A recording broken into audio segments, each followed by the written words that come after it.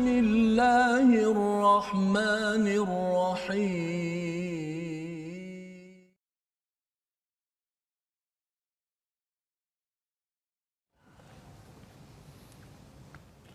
أعوذ بالله من الشيطان الرجيم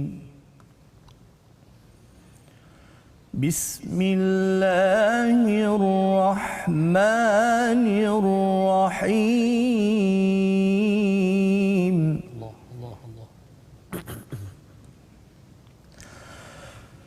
يهدي به الله من اتبع رضوانه سبل السلام ويخرجهم من الظلمات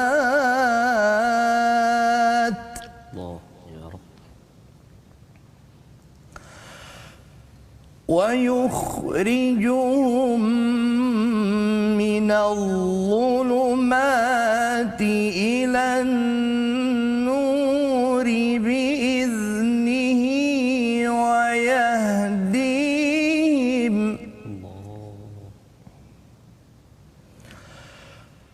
ويهديهم إلى صراط مستقيم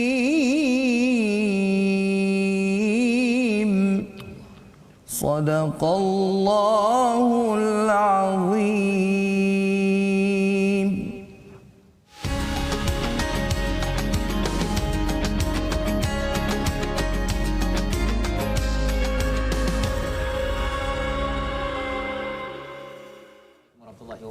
Alhamdulillah wassalatu wassalamu ala Rasulillah wa ala alihi wa man wala. Asyhadu la ilaha illallah asyhadu anna Muhammadan abduhu wa rasuluhu. Allahumma salli ala sayidina Muhammad wa ala alihi wa sahbihi ajma'in. Amma ba'du. Apa khabar tuan-tuan dan puan yang dirahmati Allah sekalian?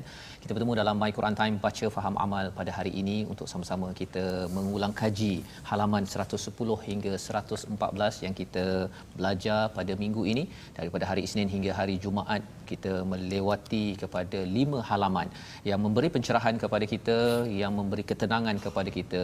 Ia adalah satu nur, satu cahaya yang sejuk, yang menyejukkan hati kita dalam kala kita menghadapi pelbagai kemelut cabaran dalam kehidupan. Inilah Al-Quran yang diturunkan pada Nabi Muhammad sallallahu alaihi wasallam sebagai mukjizat kekal.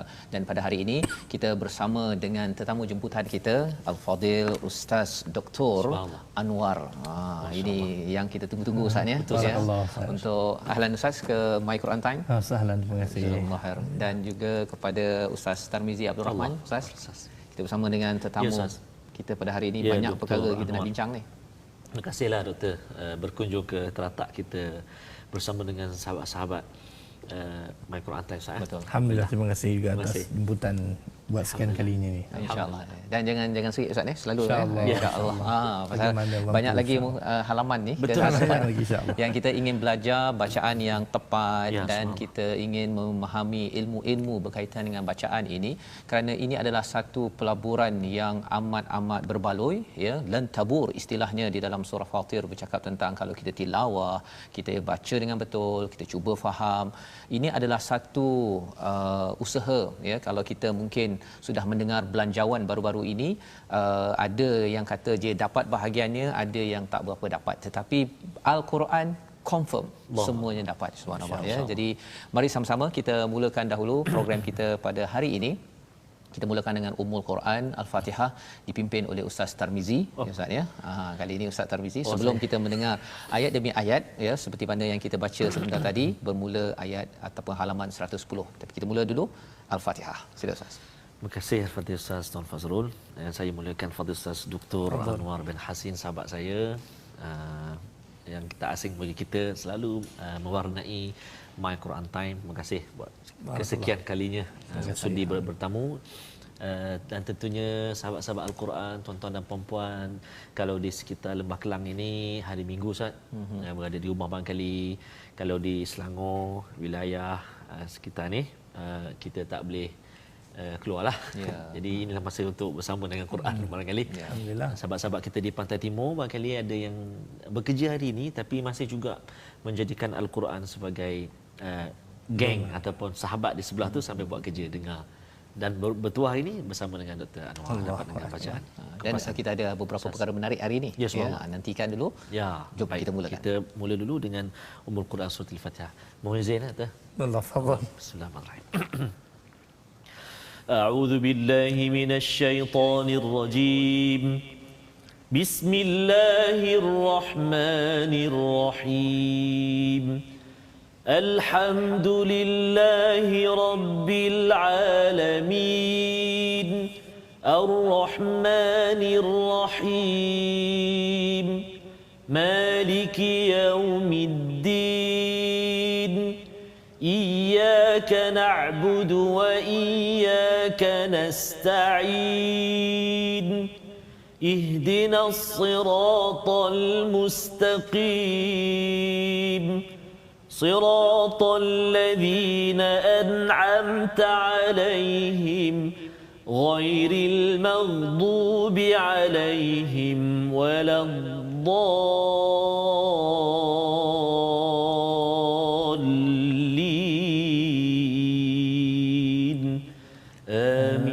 Amin ya rabbal alamin. Itulah bacaan Fatihah kita baca sebentar tadi. Kita memohon hidayah yang juga dicerahkan, diterangkan lagi pada ayat 16 yang dibacakan oleh Ustaz Dr. Anwar Hasin sebentar tadi. Yahdi bihillahu manittaba'a ridwanah, iaitu Allah memberi hidayah dengannya. Apakah nya itu? Merujuk kepada kitab daripada Allah Subhanahu Wa Taala bagi siapa yang ingin mengikuti keredaannya.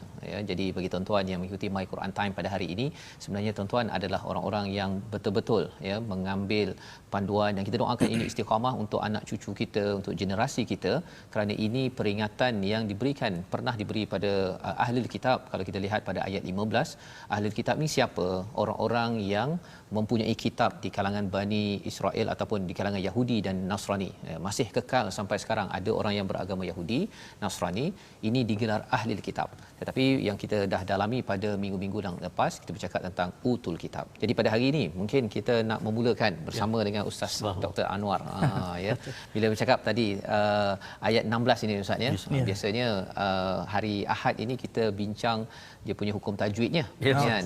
Tapi pasal Dr. Anwar ni mengajar juga Al-Quran di Universiti Sains Islam Malaysia. Jadi mungkin Ustaz dalam tajwid ada tadabbur. Kalau boleh Ustaz sampaikan sampai jiwa kita terhibur. Sila Ustaz. Masya-Allah, subhanallah. Masya-Allah. Terima kasih Tuan Fazrul. Ataupun kita boleh gelar ustaz lah. Ustaz ni bukan semestinya orang tu bekerja dalam sektor pendidikan agama. Seorang yang ada ilmu agama juga boleh digelarkan sebagai ustaz. Jadi dalam ayat yang ke-16 ni tuan-tuan dan puan-puan yang berada di rumah sekalian, Allah Ta'ala menceritakan bagaimana kesinambungan kepada ayat sebelum itu, iaitu ayat ke-15. Berkenaan dengan Allah Ta'ala mengatakan kepada ahli kitab, sesungguhnya Rasul kamu telah datang kepadamu menjelaskan kepadamu banyak hal daripada isi kitab yang kamu sembunyikan. Dan juga bila sampai kepada ayat 16, Allah Ta'ala menerangkan bahawasanya kitab Al-Quran yang Allah Ta'ala turunkan kepada Nabi Muhammad itulah sebagai petunjuk kepada orang-orang yang mengikuti keredaannya dan jalan yang selamat. Dan kita sedia maklum bahawasanya memang Al-Quran itu diturunkan sebagai hidayah dan petunjuk buat umat manusia. Bagi siapa yang mengikut Al-Quran, yang mengambil Al-Quran sebagai pedoman jalan hidup, sudah tentu dia akan berjaya dan dia akan mengeluarkan orang tersebut dalam arti kata keluar yang sebenar-benar keluar daripada kegelapan, iaitu tiada hidayah kepada ada hidayah. Yahdi billah, maksudnya wa yukhrijuhum minadh dhulumat, keluarnya daripada kegelapan kepada cahaya. Dan akan diberi kepada mereka itu petunjuk, cahaya ila siratim mustaqim, kepada jalan yang benar. Jadi kita saban hari mengikuti Al-Quran Time daripada hari ini dan hari-hari yang lalu dan hari akan datang. Seharusnya mengambil pedoman pada Al-Quran ini bahawasanya sesungguhnya Al-Quran ini memang sentiasa memberi petunjuk kepada kita sepanjang zaman.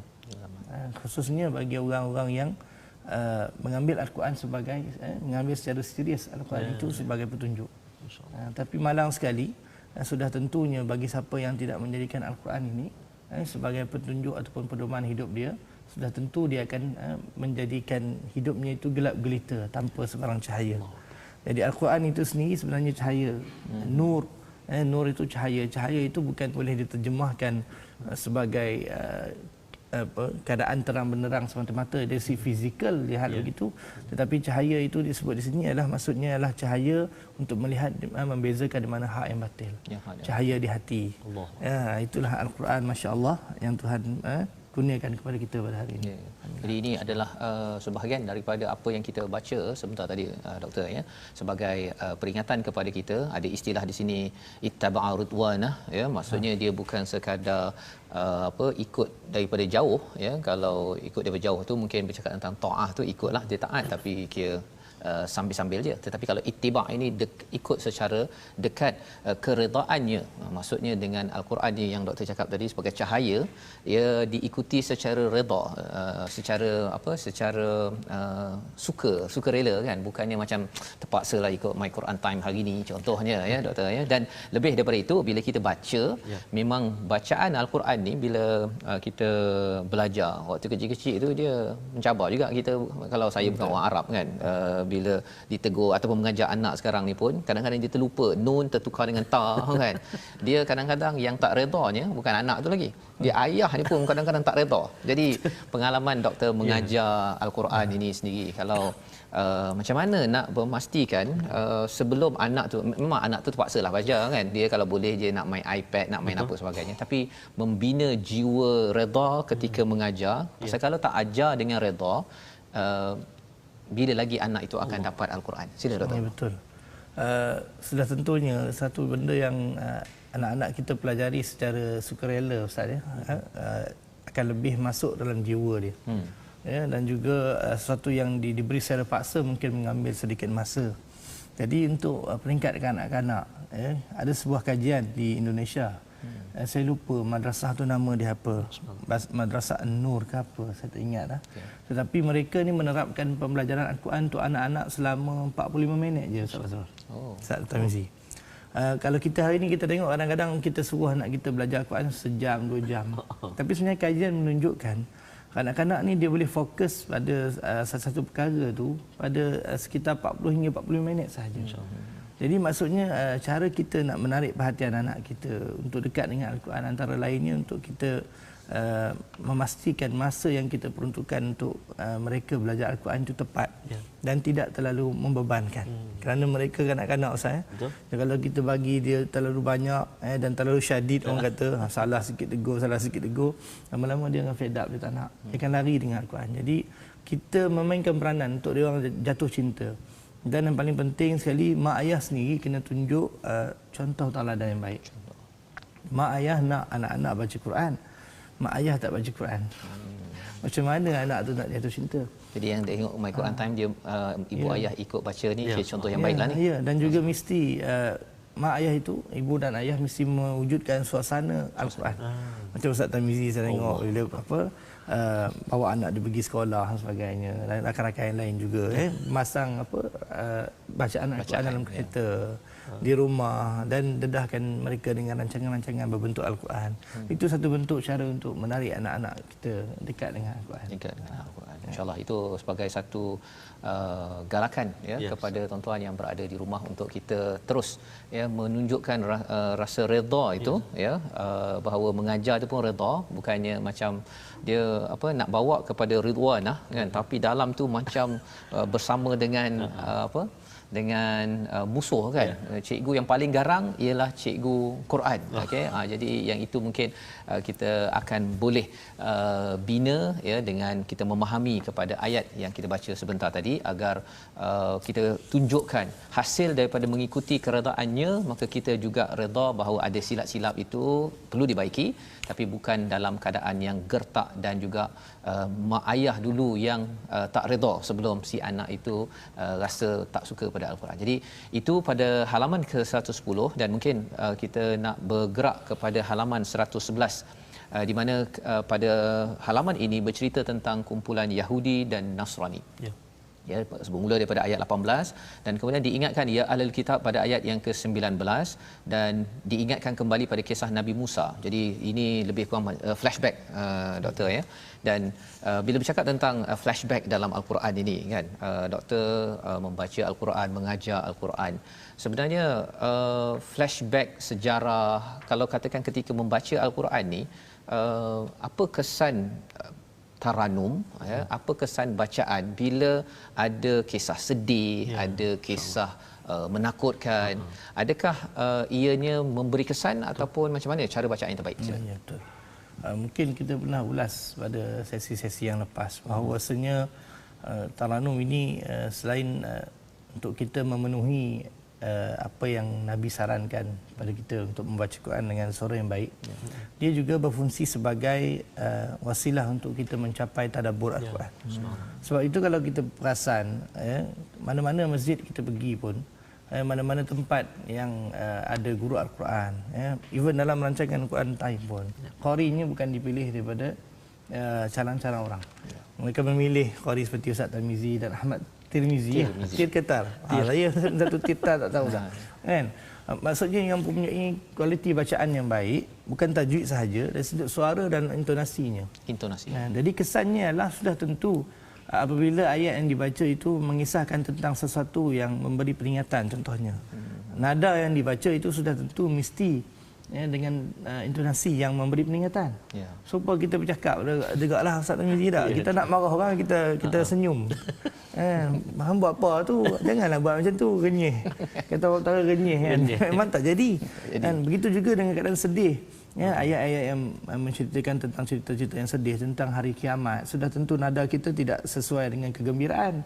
Jadi itu begitu sekali peranan intonasi dalam kehidupan kita. Jadi kita rasa itu adalah satu yang bertentangan dengan tabiat kejadian manusia yang Allah Ta'ala ciptakan berserta dengan perasaan. Jadi qari itu apabila baca, dia memahami ayat yang dibaca, sudah tentu dia akan mengintonasikan bacaan itu sesuai dengan makna ayat. Jadi di situ bacaan tersebut akan menjadi bertambah berkesan.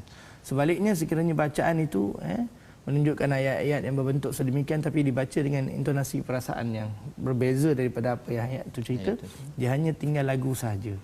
Dia hanya tinggal lagu sahaja. Dapat pahala lagi baca Quran tu, tetapi tak sama. Mungkin tadabbur tak sampai. Bila tadabbur tak sampai, lagi susah nak khusyuk. Sebab khusyuk dengan tadabbur ni dia bersekali. Jadi kalau macam kisah Ustaz, biasanya kalau dari segi taranum kan, apa yang sesuai kalau nak cakap tentang kisah-kisah Nabi terdahulu?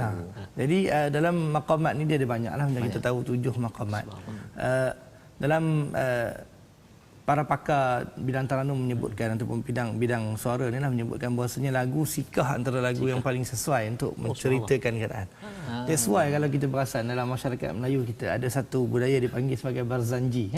Membaca rawi. Betul Ustaz Tarmizi, salah betul kan saya? Betul. Saya tak pakar barzanji ni. Saya tak pandai barzanji, tapi saya tidak memusuhi barzanji kerana dia bukan satu benda yang dilarang. Kita memuji-muji Nabi. Dan barzanji itu adalah sebuah cerita tentang Nabi SAW. Dan biasanya dibaca dengan lagu apa Ustaz? Sikah. Boleh Ustaz bagi contoh sikit tak? Sikit je. Contoh. Al-jannatu wa na'imuha sa'adu liman yusalli wa yusallim. Allah, okey Ustaz. Jazakallah sikit ya. Wa yusallim wa yubarik alaihi. Nampak cerita tu? Terima kasih Ustaz Tarmizi. Cerita tu tentang syurga. Subhanallah. Cuba Ustaz baca dengan nada sedih. Sobar contohnya. Tak jadi. Al-jannatu wa na'imuha sa'dul limai. Apa ni sedih pula. Sedangkan dia cerita tentang nikmat syurga itu dan juga selawat kat Nabi dan sebagainya. Maksudnya sepatutnya gembira ya. Gembira. Jadi sikah antara lagu yang sesuai dengan irama mengkisahkan tentang sesuatu. Jadi kalau bercakap tadi satu kisah sikah kan, dan kalau katakan berzanji itu pun dengan lagu sikah. Kalau katakan baca Al-Fatihah dengan lagu sikah, okey. Boleh ya. Sebab Fatihah Fatihah ni sifat dia masya-Allah satu surah yang merangkumi semua perasaan.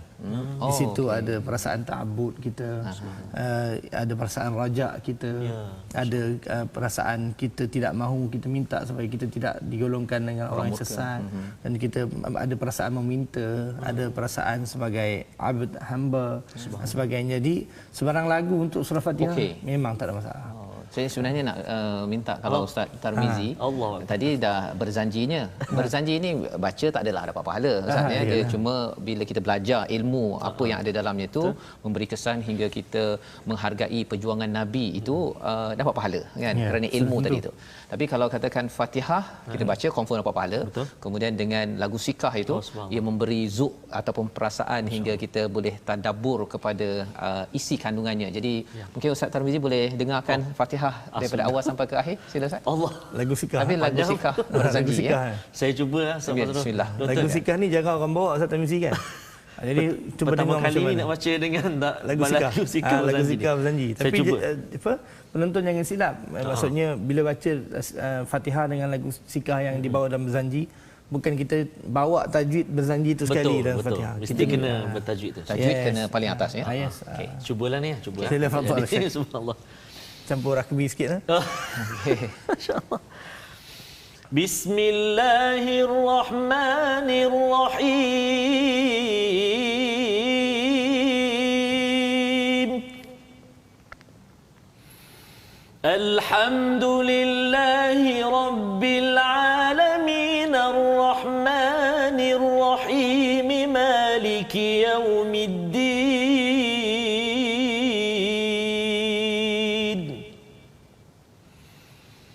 إياك نعبد وإياك نستعين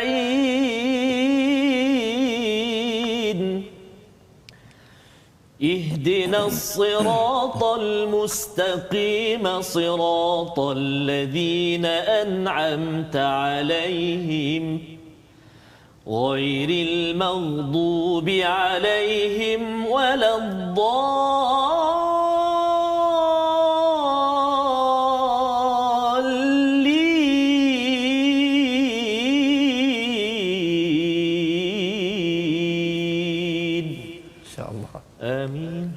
Pujian bagi Allah Tuhan sekalian alam ya. Dia bila dengar lagu tu pasal dia sepatutnya jadi kisah Ustaz kan.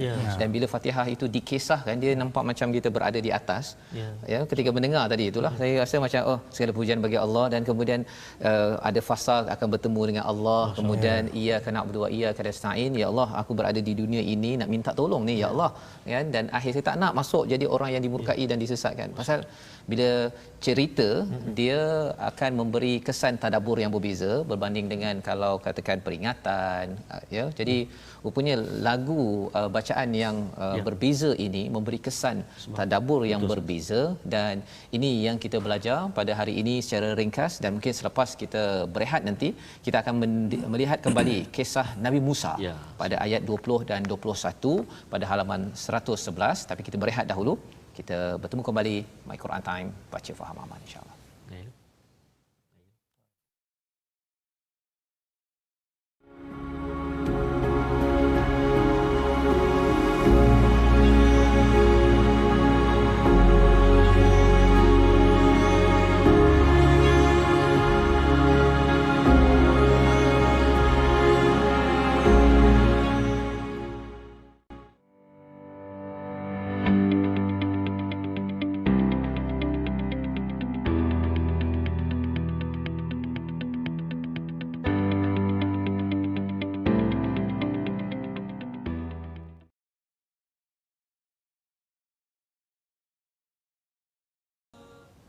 أعوذ بالله من الشيطان الرجيم بسم الله الرحمن الرحيم وإذ قال موسى لقومه يا قوم اذكروا نعمة الله عليكم اذكروا الله عليكم إذ جعل فيكم أنبياء وجعلكم ملوكا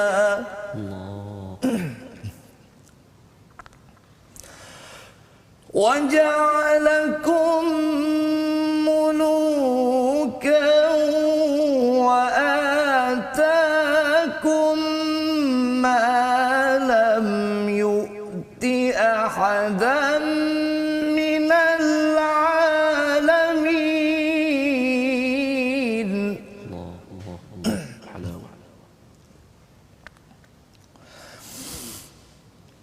يا قوم ادخلوا الأرض المقدسة التي كتب الله لكم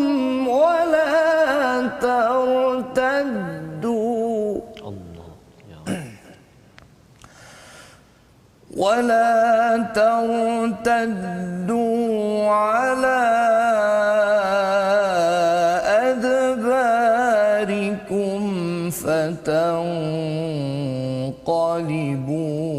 خاسرين.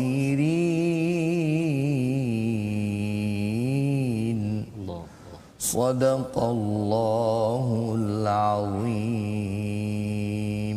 Surah Al-Azim pada ayat 20-21 yang dibacakan sebentar tadi. Dan ingatlah ketika Musa berkata kepada kaumnya, wahai kaumku, kenanglah akan nikmat Allah kepadamu ketika dia, Allah SWT, mengangkat nabi-nabi di antaramu dan dia menjadikan kamu sebagai orang-orang yang merdeka, muluka, waja'alakum muluka wa atakum, dan dikurniakan kepadamu apa yang belum pernah diberikan kepada seorang pun di antara umat yang lain.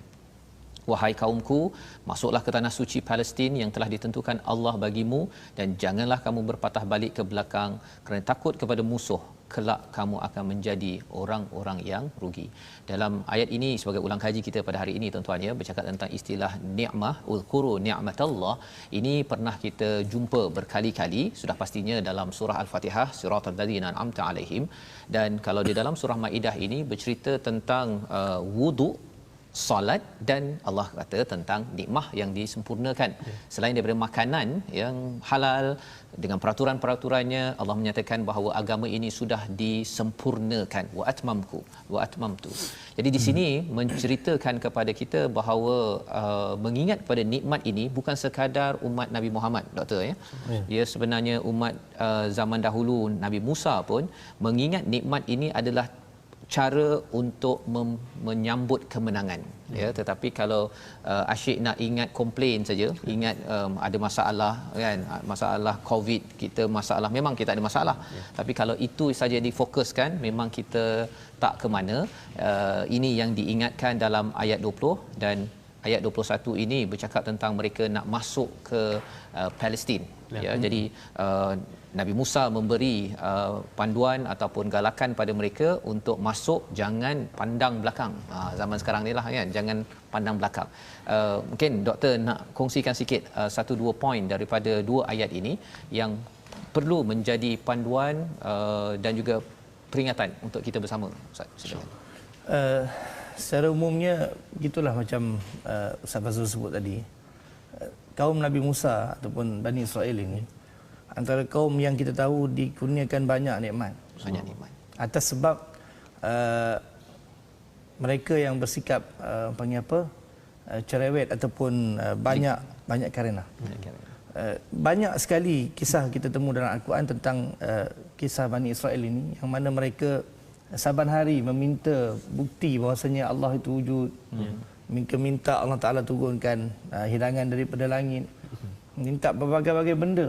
Ya, sehingga kan mereka berjanji setiap kali mereka minta pada Nabi Musa untuk Allah Ta'ala buat sesuatu ataupun tunjukkan sesuatu, mereka kata mereka akan beriman.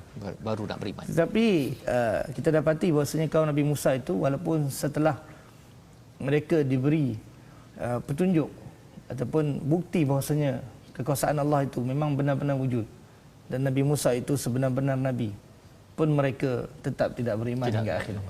sawa'un 'alaihim innal ladzina kafaru sawa'un 'alaihim a anzartahum am lam tunzirhum la yu'minun.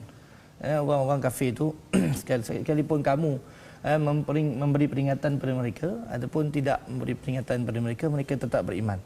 Jadi kisah-kisah yang ada di dalam Al-Quran berkenaan dengan kaum Nabi Musa ini haruslah diberi pengajaran ataupun kita mengambil pengajaran daripadanya. Apa kaitan dengan kita zaman sekarang, kalau Ustaz boleh bagi contoh dalam keluarga ke di peringkat dalam nikmat yang banyak Allah Taala beri. Mungkin Allah Taala tarik 1-2 nikmat pada hari ini. Kita tidak nafikan seluruh dunia pun sedang berhadapan dengan suasana COVID-19 yang tidak berkesudahan ini. Dan memang sudah tentu keadaan ini menyebabkan ramai yang merasa susah. Pun begitu kita masih ada nikmat yang Allah Ta'ala masih kekalkan pada kita, dan kita juga kena sentiasa kenang nikmat yang pernah Allah Ta'ala beri pada kita. Itu pengajaran dia. Nikmat-nikmat yang Allah Ta'ala pernah beri ketika kita senang satu masa dulu, mungkin kita telah lupa. Menyebabkan Allah Ta'ala tarik sikit sebanyak nikmat tersebut supaya kita bersyukur apa yang pernah Allah Ta'ala beri pada kita. Betul. Dan kita mohon keampunan daripada Allah supaya Allah Ta'ala mengembalikan nikmat yang telah Allah Ta'ala tarik itu. Jadi salah satunya ialah Quran kita lah Ustaz. Ini nikmat yang besar. Betul. Dan Alhamdulillah, walaupun kita mungkin mengulang beberapa kali bahawa dalam My Quran Time ini, tapi penting pasal apa? Pasal ada orang yang mungkin bila dah sibuk saja Ustaz Quran ni dia dah tak jadi nikmat dah. Pasal ada lagi benda lebih nikmat. Tapi kita harapkan, doakan pada tuan-tuan yang berada di rumah terus istiqamah, cari masa. Kita tahu bahawa memang kalau kita dah kembali bekerja, sibuk memang sibuk. Tapi kita dapat juga mesej yang kata tak dapat ikut pukul 12, ikut pukul 5. Tak dapat ikut pukul 10, tak dapat ikut pukul 6. Tak dapat juga cari masa sendiri dekat YouTube tu masih ada. Betul. Jadi peluang Facebook itu ada dekat Facebook. Jadi ini sebagai satu nikmat Allah bagi pada waktu ini yang kita harapkan kita akan sentiasa tilawah Al-Quran. Dan mungkin kalau kita nak bercakap tentang tilawah ataupun tadarus ataupun iqra' Ustaz mungkin di situ ada istilah-istilah berbeza yang mungkin Ustaz Tarmizi ada sesuatu yang ingin dikongsikan. Ya Ustaz, terima kasih Ustaz. Sahabat kita ni Ustaz, Dr. Anwar, Ustaz Fazrul, dia cakap nanti kalau ke Germany, singgahlah kat rumah dia. Allah. Dia duduk dekat Nürnberg. Kawasan perkampungan, ada ladang anggur, ladang buah-buahan. Kenapa saya sebut tu sebab Dr. Anwar dah pernah sampai. Dah sampai. Dah pernah sampai dah ke Jerman. Saya tak pernah lagi. InsyaAllah lepas ni kita ajak Dr. Europe saya tak pernah sampai. Ya, insya-Allah satu hari. Ya, insya-Allah. Itu pun atas tiket Al-Quran. Ya, Ustaz pergi mengajar di sana. Dijemput untuk membacakan. Subhanallah. Subhanallah. Ustaz Ainuddin. Subhanallah. Jadi tu maksud nak sebut kita bersahabat dengan Al-Quran, dan dengan sebab Al-Quran kita ke mana-mana menyampaikan Al-Quran, dan hari ini pun kita bersama juga dengan sebab Al-Quran. Dan yang saya baca tadi surah Al-Fatihah tadi dengan lagu berzanji tu kan, sikah. Cumanya bacaan saya tadi tu saya terlalu banyak sangat burdah ataupun bunga berzanji tu. Jadi yang tu tak berapa elok sah. Kita kena kurangkan sikit burdah berzanji tu dalam bacaan Al-Quran. Jadi bolehlah nanti kita berlatih macam mana. Dan barangkali Doktor, ada sahabat-sahabat yang selalu bertanya, dia kata kadang-kadang tengok ustaz kalau ayat yang panjang tu separuh muka surat tu baca laju, kemudian bila ayat yang pasak kan, Ustaz Fazrul minta kami pasak, yang tu baca yang keluar urat leher apa semua tu, dia kata yang lambat tu, yang tinggi suara. Jadi mungkin ada perbezaan tu, mungkin Doktor boleh kongsi dengan kami apa tu tingkatan bacaan tu kan. Seringkasnya penonton yang dikasihi Allah sekalian, kita ada 4 tingkatan bacaan. Walaupun dikhilafkan, ada kata 5, ada kata 4, ada kata 3 sahaja. Saya sebut 4 lah yang masyhur yang sebut. Saya sebut dengan bahasa yang mudah difahami. Saya tak nak beri takrif mengikut istilah, nanti susah faham. Bacaan yang paling perlahan, tingkatan yang paling perlahan disebut sebagai tahqiq. Lambat-lambat. Lambat-lambat. Paling lambat. Dan macam kita baca berlagu yang Ustaz kata keluar urat leher sebagainya, itu boleh sebagai tahqiq lah. Contoh lah kan. Contoh simple. وَإِذْ قَالَ مُوسَى لِقَوْمِهِ يَا قَوْمِ اذْكُرُوا نِعْمَةَ اللَّهِ عَلَيْكُمْ. Itu contoh.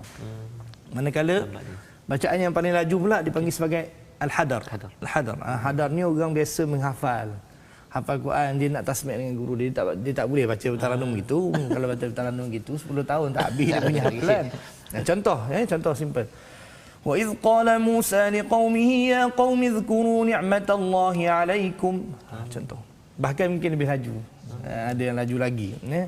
Kemudian di antara wama baina at-tahqiq wal hadar, itulah ada tartil dan juga tadwir. Tartil itu laju sedikit, macam biasa Ustaz Tamizi baca Fatihah tadi, itu dipanggil sebagai tartil. Wa idh qala Musa liqaumihi ya qaumi dhkuru ni'matallahi 'alaikum. Sesuai untuk bacaan dalam solat, untuk tadabbur dan macam dalam rancangan Quran Time. Kalau ayat panjang sesuai baca macam tu. Kan kalau kita baca tahqiq kan banyak masa diambil lah kan. Tapi kalau ayat pendek tu sesuai dibaca dengan belagu tahqiq tadi. Kalau baca laju tu nanti habis awal pula. Gitulah cara kita mengukur dia. Betul. Kan? Dan akhir tadi tadwir. Tadwir macam orang baca dalam majlis menghafaz Al-Quran sebagai contohnya. Dia taklah sangat laju, tak sangat perlahan. Dia boleh dikatakan dalam kategori laju juga. Wa idh qala Musa liqaumihi ya qaumi dhkuru ni'matallahi 'alaikum. Itu contoh bacaan tadwir. Pun begitu keempat-empat bacaan ni, keempat tingkatan bacaan kelajuan ini semuanya mestilah memelihara hukum tajwid. Cumanya tahqiq tu dia lebih fokus sikit, dia lebih berhati-hati. Dan dia sesuai untuk peringkat orang yang baru mula nak belajar. Tahqiq dengan tartib terbaik. Kalau kita bagi hadar dengan tadwir untuk orang baru mula nak belajar, banyaklah nanti dia masuk lopak panggil apa, masuk terlanggar sebab belum mahir. Betul. Kan? Itu yang kita tingkatan ini memang penting sebenarnya Ustaz ya, terutama kalau katakan ahli keluarga kan, dia baca sesama sendiri. Jadi kalau ayahnya baca tadi yang tahqiq kan, ataupun ayah dia baca yang tadwir, anak dia baru kan. Jadi dia memberi kesan juga tu psikologi kepada yang ni cepat sangat pula kan. Dan lepas tu yang yang cepat kata lambat sangat kan. Rupanya ada ilmu dia ada cara kita menyusun perkara ini, masya-Allah. Jadi kita lihat perkara ini penting. Bercakap tadi tentang level 3 tadi apa Ustaz? Tartil, tadwir. Kalau 3 tadwir, kalau 4 hadar. Oh, itu yang kira paling laju tu. Paling pro lah. Tapi yang dalam klip video yang daripada Bangladesh ke daripada Indonesia ada yang itu tarawih tu. Wala hadar wala tadwir wala syai'. Masya-Allah. Itu bukan ya. Maksudnya bukan sebagai contoh teladan ya yang kita kena, pasal paling tinggi sekali maksudnya keperluan menjaga tajwid ya. Masya-Allah. Bagaimana dia boleh dipelihara, maka tingkatan bacaan tu boleh diterima. Cuma jangan kita penting kita mengukur diri kita lah. Kalau setengah orang dia tak boleh ukur diri dia, macam Ustaz sebut dia. Dia baca laju, dia banyak salah. Tu dia komplain. Kenapalah saya banyak salah? Padahal dia baca kalut, orang tahu kalut gopoh. Dia slowkan sikit ikut tartil ataupun tahqiq. Bila Ustaz cakap pasal kalut tu kan, memang ada orang, bukan apa Ustaz kan, dia bukan sekadar orang yang tak biasa, orang yang biasa pun kan. Oi, dia kalau katakan orang lain check bacaan dia jadi kalut kan. Macam mana nak menguruskan Ustaz dah pengalaman sampai peringkat antarabangsa kan. Jadi bagaimana Ustaz? Yalah, punya sikit pengalaman yang ana ada. Bila kita berhadapan dengan orang ramai tu, kita tak boleh takut dengan orang. Memang susah benda cakap, memang bunyi macam senang. Bila kita berhadapan dengan beribu-ribu orang, nafas kita jadi pendek. Kita nervous, takut, salah sebagainya, lantas nafas pendek, baca jantung laju. And then baca macam laju lah. Jadi sebab tu dah kita kena ittaqullah, takut pada Allah. Bila kita baca Quran tu, kita ingat Allah Taala. Kita takut pada dia, jangan takut pada manusia. Allah Taala yang memberi pahala, yang memahati kita. Dan kita minta pada dia supaya diberi kelancaran dalam bacaan. Supaya kita baca doa lah. Ustaz Tamizi Ali selalu ajar. Luar nak musabaqah minta doa. Walaupun saya dah banyak kali masuk musabaqah, dia bagi doa lagi. Kerana verse tu tetap ada. Allahumma allimni kaifa aqra. Doa ni tak ada daripada Nabi, tapi kita sendirilah, kita nak doa apa pun tak ada masalah. Maksud dia apa? Allahumma allimni, ya Allah Tuhanku, tunjukkanlah padaku, ajarkanlah kepadaku macam mana aku nak baca. Jadi dia akan datang bacaan daripada hati kita tenang dan juga lapang, insya-Allah. Betul. Itu dia. Jadi itu tips yang penting untuk menguruskan kalut ni ya, pasal dia bukan datang sekali-sekala je kan. Dan ini adalah satu perkara yang penting bagi tuan-tuan, dan itu sebabnya dalam masa yang sama kalau kita belajar dalam teori pendidikan pun Ustaz ya, sebenarnya kadang-kadang ada orang boleh jawab soalan, tapi kalau ditanya tiba-tiba pelajar ramai-ramai pensyarah tiba-tiba tanya, dia terus blank kan, tak boleh menjawab. Jadi bagi ibu ayah yang menjadi cikgu, bila minta kepada anak murid untuk membaca, kalau ada tergagap terlambat sikit itu kena meraihkan, bagi peluang dahulu. Pasal mungkin dia dah baca dah doa tadi kan, macam mana Ustaz, Allahumma alimni kaifa aqra kan, tapi dah baca kemudian cikgu tu sergah lagi aqra kan, iqra. Jadi dia terkejut lagi, dia tak berapa nak tenang pada waktu itu. Jadi itu pelajaran, dan kita teruskan pada halaman 112 ini ada satu lagi kisah tentang Habil dan Qabil ya, yang ada pada ayat 27, 28 hingga ayat 29. Kita baca bersama dengan Ustaz Dr. Anwar Hasin. A'udzu billahi minasy syaithanir rajim.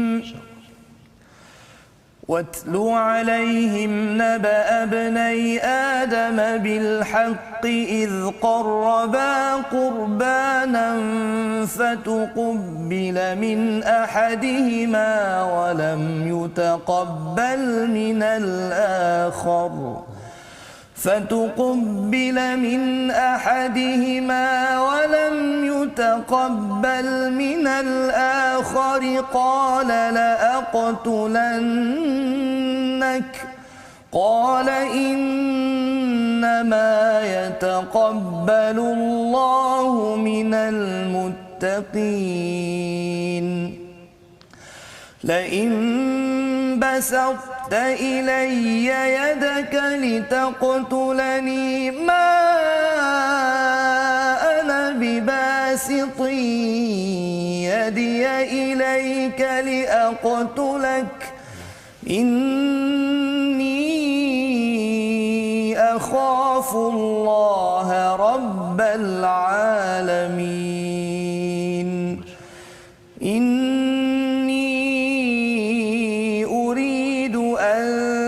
تبوء بإثمي وإثمك فتكون من أصحاب النار وذلك جزاء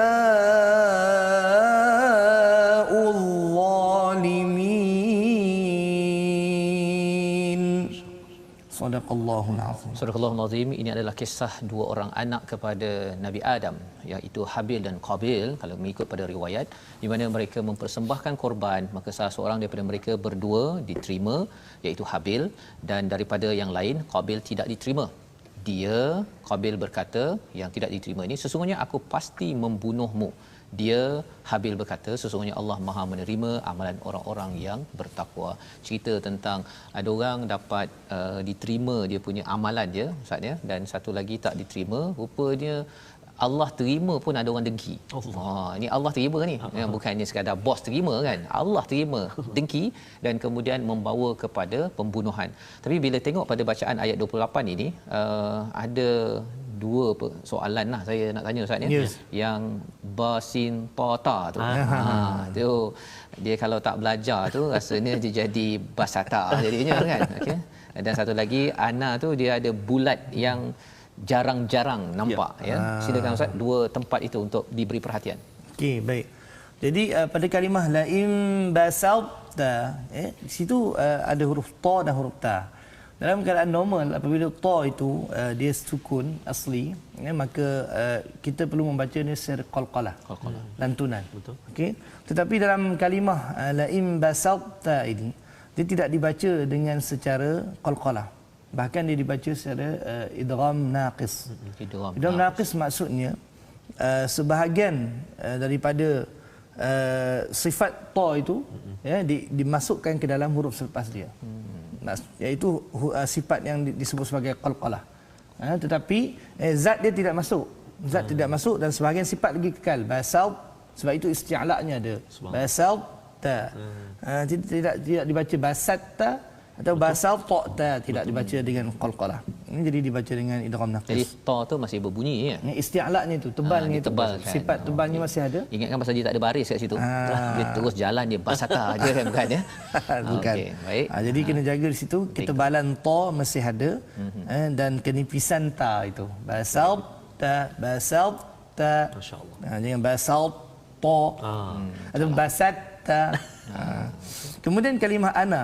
Kalimah ana ini ada tanda dipanggil situ tak salah saya sifir mustatir. Mustatir Ke bawah dia. Ya. Jadi dia menunjukkan bahawasanya alif itu sabit ketika waqaf tapi tidak sabit ketika wasal. Maksudnya begini Ustaz. Maksudnya ana itu kalau kita waqaf pada kalimah ana pada sifir mustatir ni maka kita dibaca dia panjang. Itu maksud dia sabit ketika waqaf. Ketika waqaf alif itu berfungsi dan berfungsinya sebagai mad asli lah di situ. Tetapi ketika wasal indal wasli dia dibaca secara pendek. Jangan hiraukan alif itu. Itu dia tidak sabit ketika wasal. Jadi baca pendek. Ma ana bibasitin yadiya contoh. Jangan baca pula ma ana bibasit contoh. Itu salahlah sikit riwayat. InsyaAllah, terima kasih. Wasal tu ketika sambung. Ketika sambung, wasal sambung. Waqaf ketika Waqaf ketika berhenti. Bukan waqaf Quran last lagi nak sebut tu bukan. Apa tu? Itu waqaf lain. Itu lain pula Itu waqaf harta. Takut yang tanya kan waqaf apa kan berhenti. Kalau berhenti jadi panjang lah. Jadi panjang tu harakat. Harakat kalau sambung dia tak boleh mesti panjang. Dan kalau kita tengok pun dia punya bila apa ana ni dia kalau dibaca panjang dia akhirnya dia menuju kepada di sendiri kan. Dia punya kesan ini kalau dari segi tadaburnya lah kan kita beri perhatian ana kan bukan ana ini ana dalam dialog yang sedang disampaikan bi basitin yadiya ilaika la aqtulak ya. Jadi ini adalah pelajaran kita pada hari ini ataupun minggu ini, ulang kaji tajwid, sedikit daripada tadabbur yang moga ia mengukuhkan bacaan kita pada minggu ini dan seterusnya. Kita faham sebentar tadi macam mana basin ta tadi itu bukan sekadar basata basoto bukannya, tetapi macam mana Ustaz sekali lagi? Basalta. Itu yang terbaik ikut pada guru kita pada hari ini. Jadi tuan-tuan sekalian, kita berada di penghujung program kita pada hari ini. Moga-moga ini memberi manfaat. Kita akhiri dengan doa agar kita terus istiqamah baca, faham, amal Al-Quran kita dengan pimpinan Ustaz Dr. Anwar. Kita sebut tadi kalimah basalta tadi. Jadi sahabat-sahabat barangkali mungkin nak belajar Ustaz. Nak dalami, nak talaki, nak belajar, kita nak jemput untuk ke pusat pengajian Ustaz Dr. Anwar, Akademi Al-Quran Ar-Rayyan di Bandar Baru Bangi. Ada online tu juga Ustaz? Ada online lah sekarang ada ni. online dah. Musim-musim PKP ni kita tak boleh bersemuka. Dia jemput datang untuk belajar sama-sama insya-Allah. Silakan tu. A'udzubillahi minasyaitonirrajim. Bismillahirrahmanirrahim. Alhamdulillahi rabbil alamin. Wassalatu wassalamu ala asyrafil anbiya'i wal mursalin. اللهم إنا نعوذ بك من الجنون والبرص وسيء الأسقام. اللهم ارحمنا بالقرآن العظيم واجعله لنا إماما ونورا وهدى ورحمة. اللهم ذكرنا منه ما نسينا وعلمنا منه ما جهلنا وارزقنا تلاوته آناء الليل وأطراف النهار واجعله لنا حجة يا رب العالمين. ربنا تقبل منا دعاءنا إنك أنت التواب الرحيم وتب علينا إنك أنت التواب الرحيم. ربنا آتنا في الدنيا حسنة وفي الآخرة حسنة وقنا عذاب النار.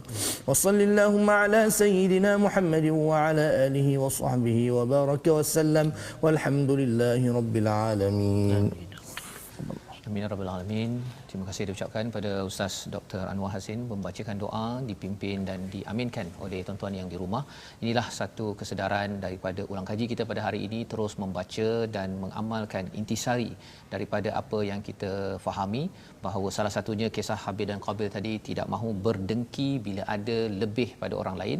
Inilah yang kita ingin sebarkan dalam tabung gerakan Al-Quran, satu usaha di mana tuan-tuan kita membina program-program pendidikan yang kita nak sebarkan ya pada seluruh tempat, masuk ke dalam organisasi, dalam keluarga, agar nilai yang kita belajar hari ini mungkin boleh dipelbagaikan lagi selepas ini dengan sumbangan tuan-tuan, sehingga kan kita boleh sama-sama membina bangsa berasaskan kepada Al-Quran. Program ini akan berulang pada jam 5 petang, pada jam 11 malam asas ya, dan juga 6 pagi. Terima kasih diucapkan pada Dr. Anwar. Kita jumpa lagi asas ya, insya-Allah ya. Rancangan ini dibawakan oleh Mufas. Terima kasih kepada semua. My Quran Time, baca faham amal insya-Allah.